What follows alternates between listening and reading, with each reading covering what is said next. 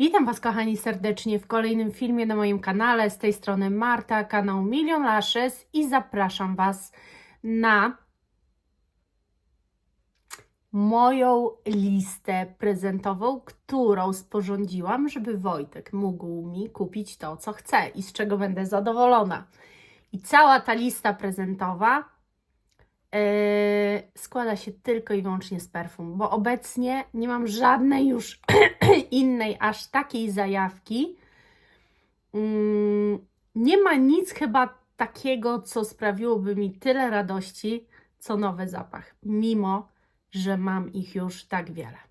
Także zapraszam Was i posłuchajcie i zobaczcie moją listę prezentową.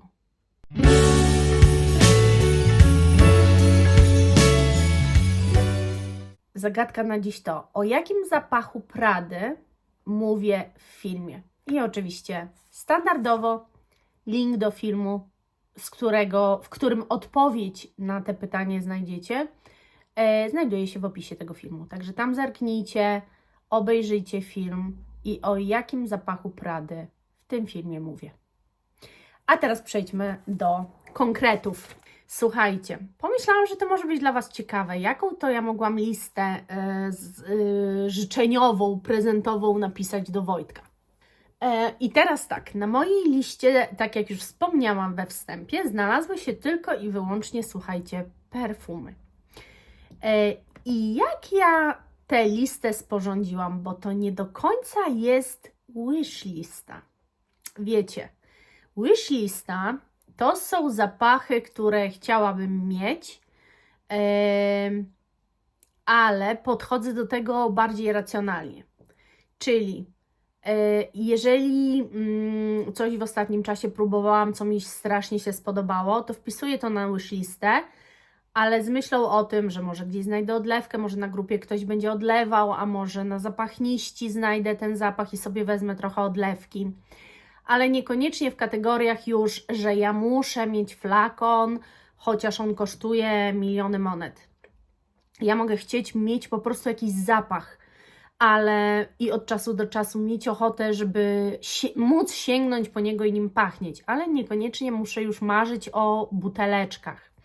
Natomiast lista prezentowa to jest zapach, który i chciałabym mieć w buteleczce i chciałabym mieć być może dużą pojemność, znaczy większą niż odlewki, i jest to cena, która w jakiś sposób mnie stopuje, żeby dany zapach kupić. A wiem, że jak zażyczę sobie, to Wojtek mi go kupi. Więc przejdźmy do tego, że jak ta lista w ogóle powstała? No bo ona powstała nie na bazie tego, co ja przewąchałam, bo praktycznie to, co przewąchałam, to w większości albo właśnie sobie skombinowałam odlewki, albo po prostu nie uważam, że to jest aż tak warte. Jedno z dwóch. Natomiast tu będą zapachy totalnie w ciemno. I teraz tak, to są zapachy drogie. Tak naprawdę kierowałam się, robiąc tę listę, dwoma rzeczami. I żeby nie być z tym samemu i nie siedzieć, nie kminić konkretnych nazw zapachów, to poprosiłam na grupie, zrobiłam post, że proszę o polecenie zapachu, który sami marzycie o tym zapachu, żeby go mieć, ale jest, nie wiem, dla Was nieosiągalny, jego cena jest straszna, ale po prostu to jest najpiękniejszy zapach, jaki wąchaliście. I ja się kierowałam dwoma kategoriami, że musiała być to nisza, tak sobie założyłam, że nie chcę mainstreamu, i druga kategoria to taka, że ten zapach musiał być wymieniany ileś razy, żeby się znalazł na mojej liście. I teraz tak, propozycji miałam ogólnie 38, w tym połowa z nich, no gdzieś połowa z nich, mniej niż połowa, się powtarzała. Jeżeli co najmniej 2 razy się powtórzyła, to lądowało to na moją listę po prostu właśnie zapachową. I marka, która ogólnie najczęściej występowała i najczęściej była polecana na grupie, to była Zoologist. I jeden zapach tej marki wybrałam, bo był szczególnie jeden, który się powtarzał, ale generalnie różne. I Rabbit, i Sloth, i jakiś tam, i Kameleon były polecane, no różne. Musicie przyznać, że propozycji dostałam dużo. Byłam w ogóle w szoku, ile ludzie mi pisali komentarze. No i tak, przejdźmy może najpierw do zapachów, które też sama wpisałam na tę listę i takimi zapachami 2 to jest Atelier des Ors i to są 2, które ja testowałam, czyli Villa Primrose i Blue Madeleine. I to są 2, które stwierdziłam, że zapadły mi w pamięć, że ja do tej pory o nich myślę, więc jeżeli je dostanę, to będę przeszczęśliwa. Któryś z nich. Więc wpisałam je. To o nich nie muszę Wam opowiadać, no bo Villa Primrose to wiadomo, że różany zapach, ale naprawdę wyjątkowy. A Blue Madeleine to te właśnie takie ciasto takie tak naprawdę specyficzne i to jest dokładnie odwzorowany zapach. Przepiękny, ja uwielbiam tego typu zapachy i coraz częściej też po takie sięgam, bo on, mimo że wyczuwacie nuty ciasta po prostu, to on później po ułożeniu się na skórze jest po prostu wytworny. I właśnie kocham te zapachy takie ciastowe za wytworność, która później pojawia się po ułożeniu się na skórze. Ale też testowałam, jak wiecie, markę BDK i jak wiecie, marka BDK to kompletnie skradła moje serce. To jest marka, z której jestem w stanie powiedzieć z pełną odpowiedzialnością, że mogłabym podać każdy zapach i z każdego pewnie byłabym zadowolona. Przetestowałam ogrom, mam sporo odlewek BDK, chyba 5. Tak myślę, że chyba z 5 odlewek mam tego zapachu BDK. No i oprócz tego jest zapach, który też testowałam, o którym Wam mówiłam. To jest jeden chyba też z bardziej znanych zapachów i jest to Gris Charnel, tylko że ekstrakt. Czyli nie ta wersja, bo są 2, nie ta wersja tylko woda perfumowana, ale ekstrakt, jeszcze mocniejsza, bo ten zapach tak mi się podoba. Jest tak dziwny, nieoczywisty, on na początku totalnie inaczej wybrzmiewa, dosyć mocno, udowo wręcz bym powiedziała, a później jak się ułoży, niektórzy mówią, że to jest zapach gourmandowy. Ja jeszcze nie wiem, bo aż tyle razy go na sobie nie miałam, żeby powiedzieć, że faktycznie jest gourmandowy, ale jest na pewno wyjątkowy. To jest coś niesamowitego, totalnie kładącego mnie na upadki. Postanowiłam nie kupować odlewki, chociaż mogłam, bo na grupie dziewczyna ma ten zapach i mogłam od niej wziąć odlewkę, ale postanowiłam, że odlewki nie wezmę. Ten zapach też ma bardzo sporo odpowiedników, z tego co wiem, w zapachach arabskich, ale po pierwsze zapragnęłam go, bo buteleczki, nie mam żadnej buteleczki, mam zapachy BDK odlewki, ale nie mam żadnej buteleczki, a te buteleczki są po prostu przepiękne dla mnie. To jest pierwsza rzecz. Druga rzecz jest taka, że ten zapach totalnie mi zapadł w pamięci, jest naprawdę przecudowny i przepiękny. No i pomyślałam sobie, że chcę go mieć.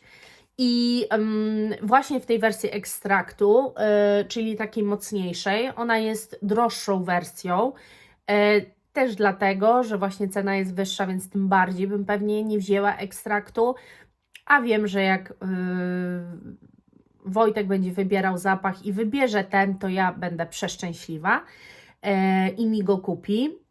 Także ten zapach musiał się znaleźć na mojej liście i to jest akurat zapach też z moich doświadczeń, z moich testowań znalazł się tu. Resztę zapachów, o których Wam powiem, mam listę przygotowaną, no bo jak lista, to lista.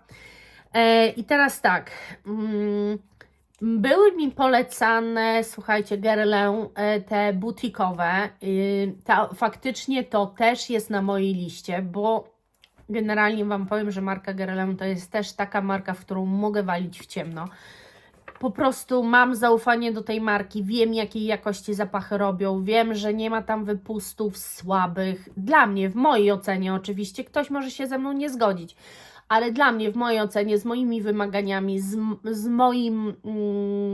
z moimi oczekiwaniami co do zapachów, więc ta wersja butikowa, no ona trochę kosztuje. Te zapachy butikowe nazywają się L'Art and La Métier i jest taki zestaw, słuchajcie, jest taki zestaw, już Wam mówię, bo muszę, zestaw perfumiarza to się nazywa i jest to kultowa harmonia i tu jest kolekcja 8 miniatur zapachów. Miniatury by mi jak najbardziej odpowiadały, nie potrzebuję nic więcej.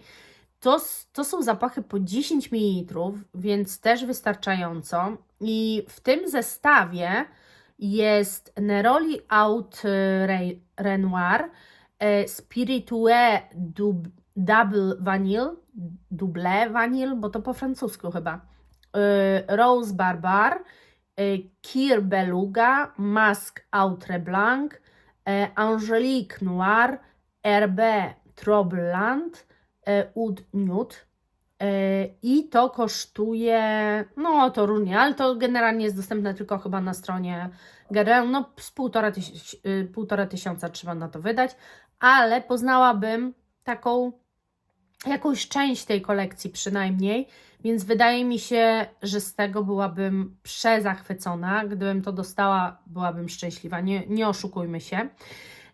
Więc i to było bardzo dużo razy wymieniane, bardzo dużo. Ja tutaj mam te notatki, ale to nie ma znaczenia, po prostu naprawdę, to było wielokrotnie. Dalej, Hibiscus Mahajat Maison Crivelli.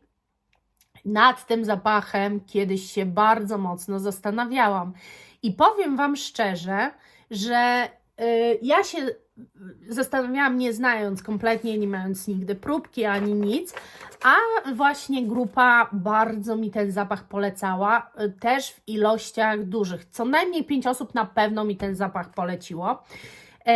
I dlatego stwierdziłam, że może warto, więc wpisałam go na listę i on też oczywiście do tanich nie należy, ale ja myślę, że jakbym go dostała, to będę bardzo zadowolona. Kolejny zapach, który znalazł się na mojej liście, a który ja proponowałam Wam jako nagrodę w konkursie, wybraliście inaczej, ale to była moja propozycja, to jest Xerjoff Alexandria 2. I to jest zapach, który był wymieniany tak naprawdę 3 razy, ale jak obserwowałam grupę, to jest to najczęściej poszukiwany zapach do odlewki. Więc stwierdziłam, że kurczę, czemu nie? Ten zapach, słuchajcie, jest opisywany jako zapach taki dosyć słodkawy. Natomiast na stronie na przykład Notino, gdzie można go zakupić, jest opisywany jako przesiąknięte historią i kulturowym bogactwem perfumy unisex przyniosą Cię do starożytnej afrykańskiej stolicy. Oprócz cennego laotańskiego drzewa ud, ciepła baza kryje w sobie słodkie nuty drzewa sandałowego wraz z pudrowymi akordami ambry. I to jest jakaś kolekcja The Oud Stars by Xerjoff. Tak sobie pomyślałam, że to będzie zapach, który bardzo dobrze uzupełni moją kolekcję o coś nowego. Bo ja nie mam za dużo ambrowych zapachów, ja nie mam za dużo też zapachów drzewnych.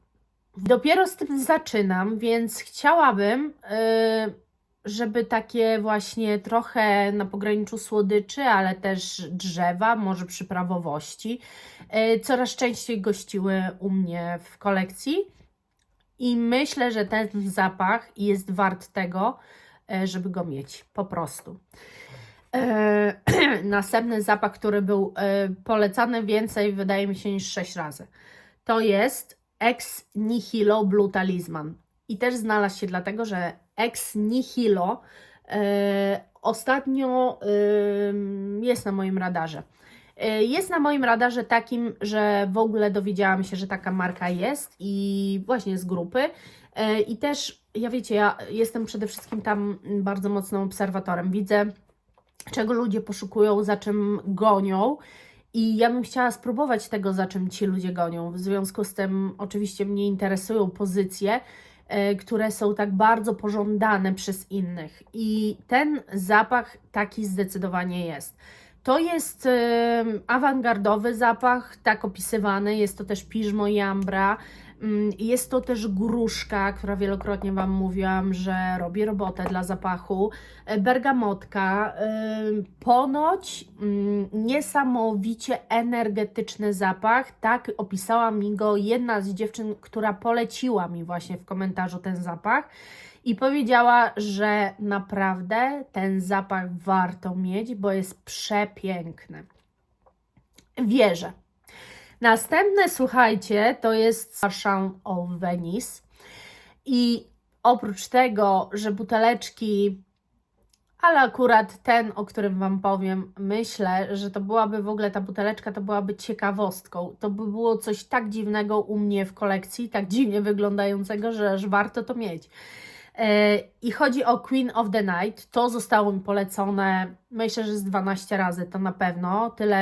Tyle mniej więcej chyba naliczyłam. Mogłam wszystkiego nawet nie wyłuskać ze wszystkich komentarzy. I słuchajcie, to jest zapach dla mnie taki trochę nie do opisania. Właśnie Queen of the Night na wieczór. Zapach jest opisywany jako typowy zapach jesienny. Jest to zapach, w którym jest kadzidło, mirra. Może ja za bardzo za tym nie przepadam, ale jeżeli tyle osób twierdzi, że ten zapach jest przepiękny, no to chciałabym go mieć. I przede wszystkim, co większość opisuje, że jest to zapach świeżego lotosu i że to najbardziej nas uderza. Słuchajcie, zapach jest opisywany po prostu przepięknie. Teraz Wam może powiem. Jest to nowy luksusowy zapach, dzięki któremu możesz przenieść się z powrotem do świata starożytnego Egiptu.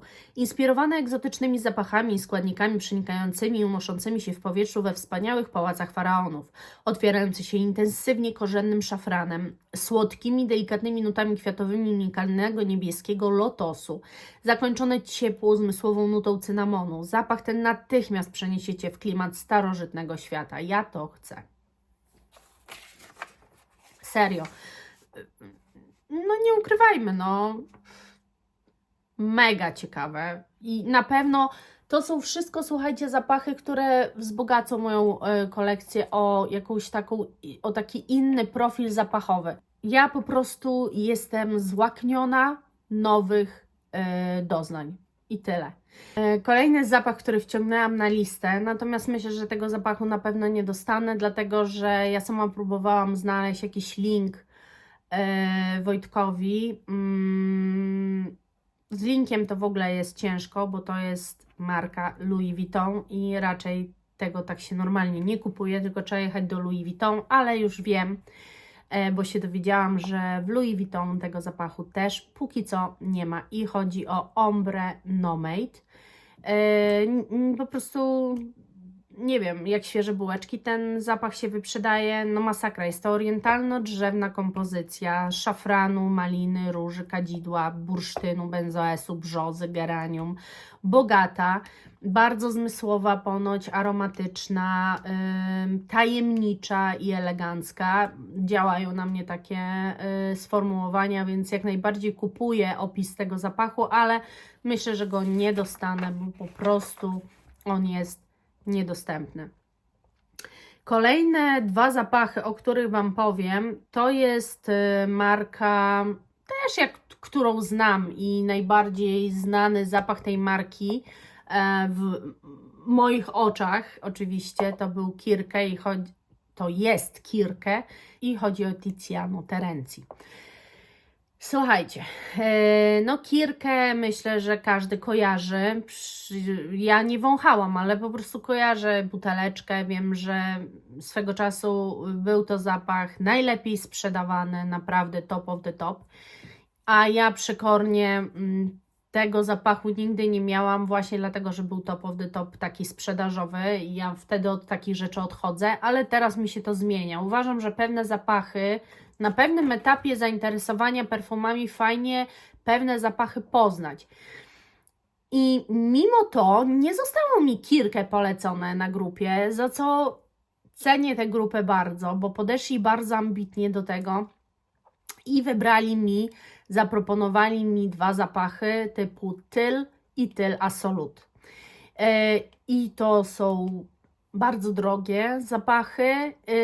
Oczywiście możecie sobie o nich przeczytać, jak pachną i tak dalej, ale jak zapytałam tych, którzy mi polecali ten zapach, to twierdzą, że jest wart po prostu każdej złotówki, którą trzeba za ten zapach zapłacić. Zapach jest bardzo drogi, kosztuje ponad 3000 zł.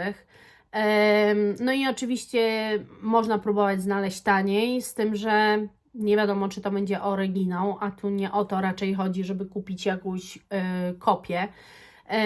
Natomiast jestem po prostu zaintrygowana, bo wśród tych osób w ogóle okazało się, że na tej całej grupie perfumowej też jest moja dalsza rodzina i ona też powiedziała, że ten zapach, że ja totalnie popłynę, jak poczuję ten zapach, że po prostu on ma coś w sobie tak niesamowitego, jest tak nieziemski, że jest wart, żeby wydać na niego te pieniądze. Więc znalazł się tu.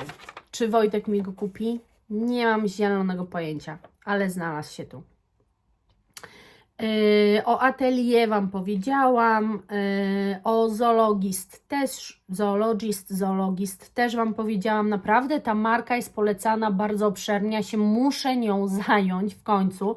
I tak a propos, to kiedy to nagrywam, to jest wcześniej niż Wy widzicie, bo Wy widzicie ten film we Vlogmasie, ale ja go nagrywam sporo wcześniej i zamówiłam sobie próbkę, żeby zanim Wojtek zdecydował, co mi kupić, to żebym chociaż co do tego zapachu była pewna, że to jest kompozycja, która mi odpowiada, ponieważ tak jak mówię, Zoologist było mi polecone wiele zapachów i ja wybrałam ten, który najczęściej się pojawiał, ale być może mi nie przypadnie do gustu, a być może będzie coś nie tak z trwałością. Tu wolałam się upewnić. Nie wiem, intuicja mi podpowiedziała, że masz możliwość, to zrób i ten po prostu zapach jeszcze do mnie nie przyszedł. Następnie jest Gritty Because I'm Free. To jest bardzo fajna buteleczka, tyle mogę powiedzieć. I to moim zdaniem jest słodkość. Więc to jest tak, że ten zapach został mi polecony, jest tutaj, bo został mi polecony, szukam tego zapachu teraz na internecie, jest tutaj, bo ten zapach został polecony mi wielokrotnie, ale będę szczęśliwa, jak Wojtek mi go kupi, dlatego że no generalnie ja kocham gourmandy, słodkości, po prostu uwielbiam. A tu są kandyzowane owoce, petit grain, kwiat migdałowca, jaśmin tuberoza, kwiat bananowca, ambra, karmel, wanilia. To jest po prostu taka ulepna wręcz słodycz moim zdaniem. I tak też wszyscy ją opisują, ale mówią, że jednocześnie jest jedyna w swoim rodzaju, jest wyjątkowa i że takiej słodyczy raczej jeszcze nie czułam, że naprawdę poza tym gigantyczna trwałość. Co do trwałości nie ufam nikomu, bo muszę to przetestować na sobie, ale wszystkie słodycze i gourmandy na mnie się utrzymują akurat perfekcyjnie. Widocznie mój nos kocha takie zapachy. Ponieważ poleceń tego zapachu było tak dużo, postanowiłam wciągnąć, mimo że jest to słodkość i mimo że słodkich zapachów mam u siebie bardzo dużo. Znalazła się też w polecajkach, słuchajcie, marka, która też znalazła się w przeglądzie marek niszowych, gdzie podawałam Wam marki, którymi chciałabym się bliżej przyjrzeć. I jest to Fragrance du Bois, a zapach Minuit et Demi. To jest też chyba, z tego co pamiętam, ale poczekajcie, znajdę to. Wydaje mi się, że to też jest coś trochę ze słodyczą, ale po prostu tego było bardzo dużo poleceń i ja się na to zdecydowałam, ale zaraz Wam powiem, bo mi się wydaje, że to też jest coś jakieś takie gourmandowe. Tak, jest karmel, kawa, kawowe, tak, i dlatego, bo ja generalnie też był czas, że poszukiwałam czegoś kawowego. Jest też w podstawie vetiveria, wydaje mi się, że to naprawdę mogą być bardzo ciekawe perfumy. I powiem Wam, że tego zapachu jestem z tego, jak widzę, jak jest ułożone są nuty, bardzo, bardzo mocno jestem zaintrygowana. Jest opisywany jako zapach gourmand i zapach korzenny, więc teoretycznie dużo tego mam, ale naprawdę nie przypominam sobie, żeby w jakimkolwiek z moich zapachów gourmandowych był tytoń, a tutaj ten tytoń jest bourbon, jest tytoń, cynamon, vetiveria. No po prostu ten zapach będzie gourmandowy, ale będzie mocno idący w stronę męską, co będzie jego atutem, a nie zarzutem według mnie. No i znowu ufam po prostu temu, co ludziom się podoba. Ja się nie boję po prostu, o tak powiem, ja się nie boję żadnego zapachu. Jedynie mogę być rozczarowana trwałością na mnie, ale zapachu jako zapachu się nie boję. Chcę poznawać coraz więcej, eksplorować swoje doświadczenia, a posiadanie czegoś unikalnego, unikalnego w takim sensie mojej kolekcji, zawsze da mi in plus. Będę miała się do czego odnieść, co porównywać, inaczej może decydować się na zapachy. Wiecie, ja ciągle się rozwijam w tej kwestii. Następny, zostały mi już tylko 2 zapachy, które są na mojej liście i jest to Santal Austral Matière Première i to jest zapach, który był mi polecony, już Wam mówię, około 4 razy, więc biorąc pod uwagę, że inne były polecane nawet 12 razy, niektóre 6, niektóre 7, no to powiedzmy szczerze, że to nie jest jakiś kosmos, ale jednak. I w ogóle tak mi się wydaje, że w nowościach perfumowych o tej marce Wam coś mówiłam. Ja kojarzę Matière Première. Nie wiem, dajcie mi znać, czy Wy kojarzycie z moich nowości, bo ja jakoś tak. Natomiast to znowu jest zapach, który jest opisywany jako gourmandowy, mimo że nuty na to nie wskazują. Ponieważ w nutach jest irys, drzewo sandałowe, fasolka tonka i benzoina. Nie wiem, ale jest to jako przyprawowe, drzewne gourmand. Nie mam pojęcia, z tym, że wiecie co, ja też ostatnio zobaczyłam, że są takie zapachy, które są opisywane jako gourmandowe, ale po ułożeniu się na skórze tak naprawdę nie wyczuwamy tego gourmand, a wyczuwamy zupełnie coś innego. I tutaj ta woda perfumowana uniseksowa jest opisywana jako woda na randkę i imprezę. Nie kojarzę, żeby ktoś kiedyś polecał gourmand na randkę czy na imprezę. Ja się mogę mylić, ale jest też opisywana jako zapach wyróżniający nas z tłumu i podkreślający naszą wyjątkową osobowość. To wszystko jest górnolotne, ale jest intrygujące i postanowiłam, że faktycznie ten zapach też się może znaleźć na tej liście, bo jestem go ciekawa i uważam, że jest to dla mnie taki kompromis między tym, co lubię, a tym, czego jestem ciekawa. A teraz Wam powiem o zapachu, o którym gdyby nie grupa, to pewnie nigdy bym się nie dowiedziała, bo znaczy nigdy, może kiedyś tak, ale no kompletnie o tym nie słyszałam. Chodzi o Nishane i zapach Ani. I jest to zapach opisywany jako kremowe, słodkie, pikantne. Bergamotka, nuty zielone, imbir, pieprz, porzeczka, kardamon, róża, czarna porzeczka, bursztyn, piżmo, paczula, drzewo sandałowe, wanilia, drzewo cedrowe. Jest opisywany jako zapach na jesień. Romantyczne i pogodne perfumy inspirowane słynną anatolijską pieśnią ludową, poświęconą pojednaniu Turcji i Armenii. Jedynym ograniczeniem jest ludzka wyobraźnia. Ta kompozycja słodyczy, przypraw i odrobiny cytryny przywodzi na myśl najwyższej klasy ciasto cytrynowe, gourmandowe, słodkie i kremowe.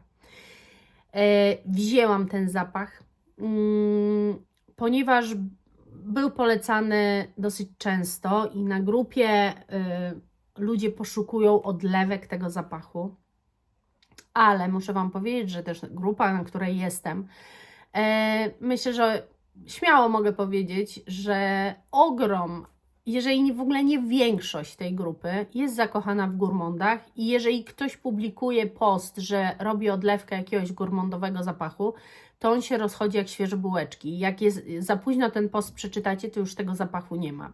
To jest po prostu tempo ekspresowe. I ja po opisie coś podobnego mam. Mam odlewki podobnych zapachów. I teraz, czy powinnam się w to ładować, czy nie?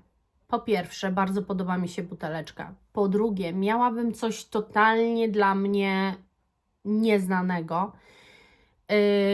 Po trzecie, dosyć bezpiecznego. Ten zapach po prostu wciągnęłam na listę, dlatego że on nie wniesie prawdopodobnie nic szczególnie nowego, bo ja mam odlewki. Jak czytam opis, to mam odlewki podobnych przynajmniej zapachów, chociaż prawdopodobnie ten idzie w inną stronę. Ale ja myślę, że mój Wojtek tego zapachu raczej nie wybierze. A jeżeli wybierze, to i tak będę szczęśliwa, bo poznam totalnie nową markę, poznam jaka jest jej trwałość, jak to się nosi, w jaką stronę do końca ta marka idzie, jak rozumie gourmand, czy rozumie ciasto cytrynowe jako takie, które ja rozumiem, czyli na taki włoski styl, które później się przepięknie i elegancko układa, czy rozumie jako coś bardzo prostego, czyli ciasto cytrynowe, które w żaden sposób się nie układa, tylko pachnie dosłownie tak, jak to jest opisane.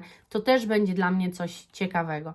Także jak widzicie, gourmand jest mi polecany i było mi gourmand polecane jeszcze więcej. Gdybym przeszła przez całą tę listę, którą tu mam, to powiem Wam szczerze, że jest multum dziwnych marek, które są właśnie, których zapachy są polecane, takie no słodkie, gourmandowe, na przykład Scheiduna, Alaya, Hint, Kalakasi. Ja kompletnie nie znam tych marek. No i Soje. To chyba Delina jest akurat, to znam markę. Wilhelm Perfumerię. Nie mam pojęcia, słuchajcie, jest tego ogrom. Jest tego ogrom. Tiziana Terenzi też kilka innych zapachów było mi polecane, na przykład Gumin, na przykład Haley. Zoologist to w ogóle ogrom, bo Zoologist, Kameleon, Pingwin, Sloth, nie wiem co to Sloth za zwierzę jest, możecie mi powiedzieć. Właśnie ten Sacred Scarab, czyli skarabeusz,